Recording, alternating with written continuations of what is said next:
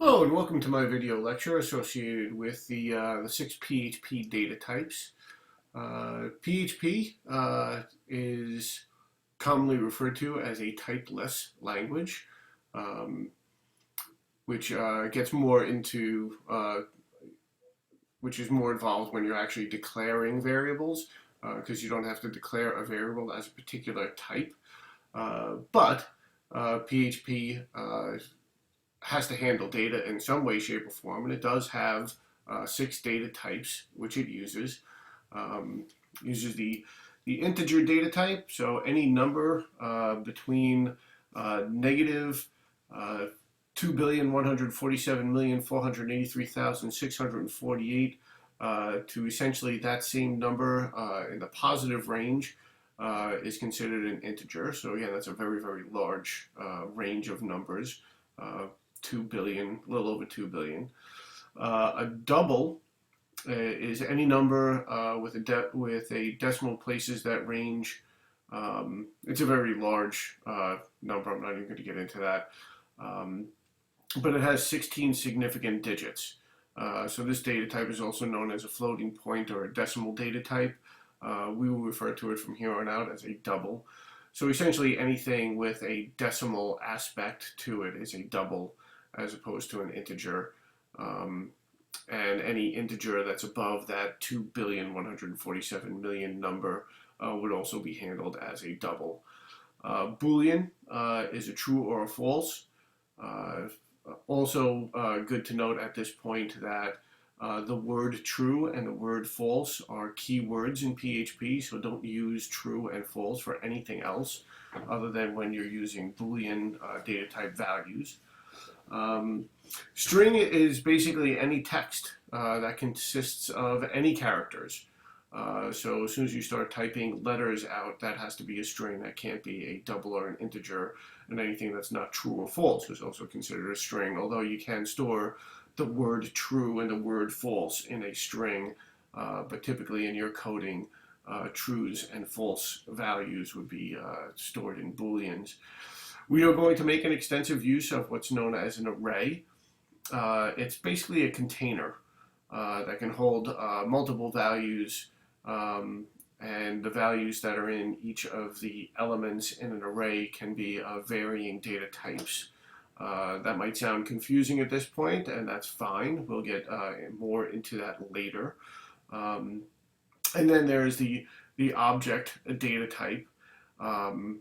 And we're not going to really get into that until we get into chapter 14. We are going to make use of objects that are used by PHP prior to chapter 14, and I will explain some of that as we get into it. But as far as you're concerned, an object is another type of container that can hold not only values of different data types, but it can also have properties and functions and methods and things like that, which we will get into again as we come across, as we get into more advanced chapters. So examples, an integer value, 15. Integer values can, again, have negative or positive aspects. If you don't put a plus sign in front, it's assumed to be positive. Anything that's negative needs a minus sign in front of it. Double values or anything, again, that have any kind of decimal value associated with it. Again, the two Boolean values, true and false. Also equivalent, so true is also equivalent to true, to yes, or to on.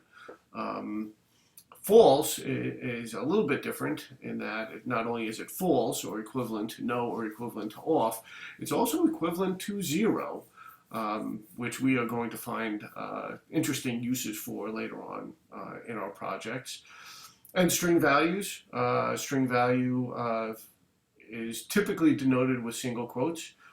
From time to time, we will be using double quotes, but the vast majority of time that we're going to play with strings, we will be messing with strings using single apostrophes as opposed to the double quotes. An empty string is denoted either by 2 apostrophes or 2 double quotes right next to each other with no letters in between, hence an empty string.